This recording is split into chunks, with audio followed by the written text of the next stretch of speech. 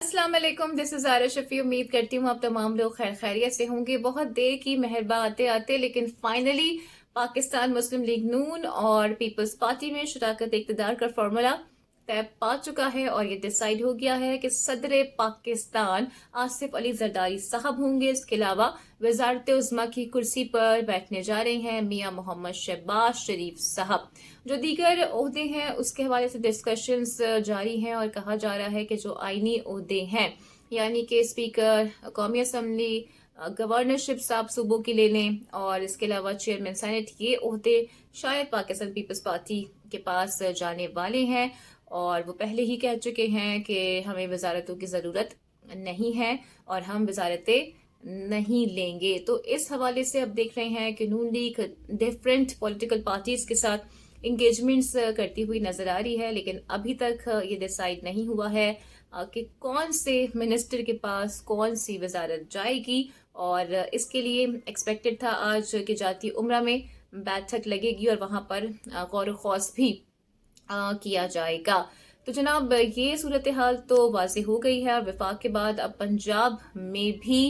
Cabinet के वजीर कौन कौन होंगे इस पर गौर खौस शुरू हो गया है। और यही नहीं बल्कि सिंध असम्बली का इजलास भी हफ्ते को ही बुला लिया गया है, जबकि कौमी असम्बली का इजलास 25 फरवरी के बाद बुलाए जाने के हवाले से गुफ्त शनीद सामने आई है और ये तजवीज़ भी दी गई है। एक तरफ तो हम देख रहे हैं कि पॉलिटिकल एंगेजमेंट जारी है, लेकिन दूसरी तरफ मौलाना फजल रहमान के एक बहुत ही करीबी साथी हैं हाफिज हमदुल्ला, उनकी जानिब से एक बड़ा इंकशाफ सामने आ चुका है और वो ये कहते हैं कि पाकिस्तान पीपल्स पार्टी और नून लीग ने खुद इत्तेहाद नहीं किया है बल्कि ये इत्तेहाद उनसे करवाया गया है। बिलावल भुट्टो जरदारी का भी उन्होंने नाम लिया है और कहा है कि वो भी इस सियासी शादी से खुश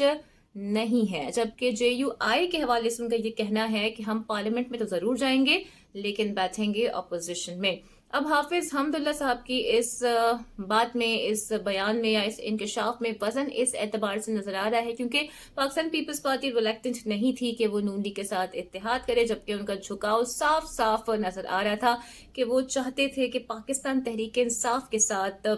ये इत्तेहाद हो, बिकॉज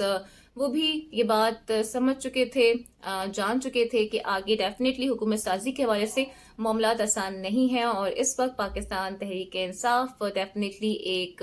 पाकिस्तान की मकबूल तरीन जमात है। फिर डेफिनेटली जिस मैंडेट के ऊपर हुकूमत बनाने की बात हो रही है उस मैंडेट पर बहुत सारे सवालात उठ गए हैं, ना सिर्फ पाकिस्तान में बल्कि पाकिस्तान से बाहर भी इन इलेक्शंस को रिगिंग ज़दा यानी कि धांधली ज़दा भी करार दिया जा रहा है। इसकी शफाफियत पर काफ़ी ज़्यादा क्वेश्चन रेज हुए हैं और अगर अब इस मैंडेट के साथ हुकूमत बनाई जाती है तो फिर हुकूमत साजी के मामलात आगे चलाना थोड़ा मुश्किल भी होगा। पाकिस्तान पीपल्स पार्टी को इस बात का भी बिल्कुल इदराक है और वो ये जानते हैं कि हुकूमत साजी के लिए फिर मुश्किल फैसले करने पड़ेंगे, IMF में भी जाना पड़ेगा और ये भी कहा जा रहा है कि इसी साल पाकिस्तान को 23 मिलियन की किस्त भी अदा करनी है। वो कैसे अदा होगी ये भी एक बड़ा सवालिया निशान है। डेफिनेटली महंगाई बढ़ानी पड़ेगी, आवाम में भी फिर तनकीद होगी और आवाम के भी ग़ैज़ो ग़ज़ब को फिर झेलना पड़ेगा। तो एक पॉलिटिकल कॉस्ट है जो कि पाकिस्तान पीपल्स पार्टी को भी हुकूमत साजी में हुकूमत के साथ इत्तेहाद करने के तौर पर अदा भी करनी पड़ेगी और इसी वजह से वो किनारा कशी कर रहे थे और नहीं चाह रहे थे कि इत्तेहाद हो और यही बात हाफिज हमदुल्ला की जानिब से की भी गई है, जो कि किसी तौर पर हम देखें तो ठीक भी नजर आ रही है। उधर जी पाकिस्तान तहरीक इंसाफ की जानिब से भी हुकूमत बनाने की बात की जा रही है। अब आप सोचते होंगे कि पहले ही मैं आपको बता चुकी हूँ कि सदर मुमलिकत और वजीर आजम कौन बनने जा रहे हैं और उसके बाद फिर मैं पाकिस्तान तहरीक इंसाफ की भी हुकूमत बनाने की बात कर रही हूँ। तो इसकी बड़ी वजह यह है कि पाकिस्तान तहरीक इंसाफ की जानिब से ये क्लेम किया गया है कि पहले वो अपने बंदे पूरे करेंगे, यानी कि जिन हलकों में वो ये कह रहे हैं कि रिगिंग हुई है उसके लिए वो अदालतों में जाएंगे और उसके बाद फिर वो देखेंगे कि क्या सूरत हाल बनती है ना, अकॉर्डिंगली फिर उनकी जानिब से कोई फैसला किया जाएगा। इंट्रा पार्टी इलेक्शन भी by the way Pakistan Tehreek Insaf करवाने जारी है और चारों सूबों के सेक्रेटेरिएट में ये पार्टी के इंतखाबात होंगे ताकि डेफिनेटली जो अपना सिंबल था उसे वापस ले लिया जाए। और इसी सिंबल की वजह से हम ये देख रहे हैं कि उन्होंने सुन्नी इत्तेहाद काउंसिल के साथ भी اتحاد کیا تھا، اور اس اتحاد کی بڑی وجہ یہ تھی کہ جو مخصوص نشستیں ہیں انہیں بچایا جا سکے۔ کل ملا کے یہ 20 خواتین کی نشستیں ہیں، اور اس کے علاوہ 5 اقلیتوں کی نشستیں ہیں، جو کہ 25 سیٹس بنتی ہیں، اور یہ سیٹس کافی زیادہ اہمیت کی حامل ہیں۔ پھر اس اتحاد کی ایک دوسری بڑی وجہ یہ بھی تھی کہ خدشات تھے کہ ہارس ٹریڈنگ ہو سکتی ہے، تو اپنے MNAs کو محفوظ کرنے کے لیے ان کی جانب سے یہ اتحاد کیا گیا تھا، اور اب کیٹیگوریکلی ان کی جانب سے یہ کہا گیا ہے کہ وہ عدالتوں کا رخ کریں گے، اور جن حلقوں کے حوالے سے وہ یہ کلیم کر رہے ہیں کہ یہاں پر ریگنگ ہوئی ہے، وہ چاہتے ہیں کہ اس کے اصل نتائج فارم 45 کے مطابق جاری کیے جائیں۔ شعیب شاہین کی جانب سے بھی آج سٹیٹمنٹ سامنے آیا ہے، اور انہوں نے بھی یہی کہا ہے کہ پہلے ہم اپنے بندے پورے کریں گے، اور اس کے بعد ہی حکومت بنانے کے بارے میں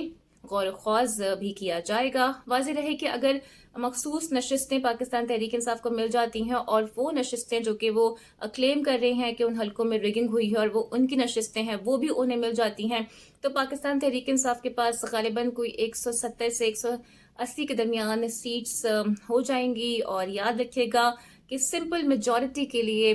صرف اور صرف 134 سیٹس ہی درکار ہیں، اور اگر یہ ساری سیٹس اور مخصوص نشستیں بھی پاکستان تحریک انصاف کو مل جاتی ہیں تو پھر بہت سمپل میجورٹی کے ساتھ اپنی حکومت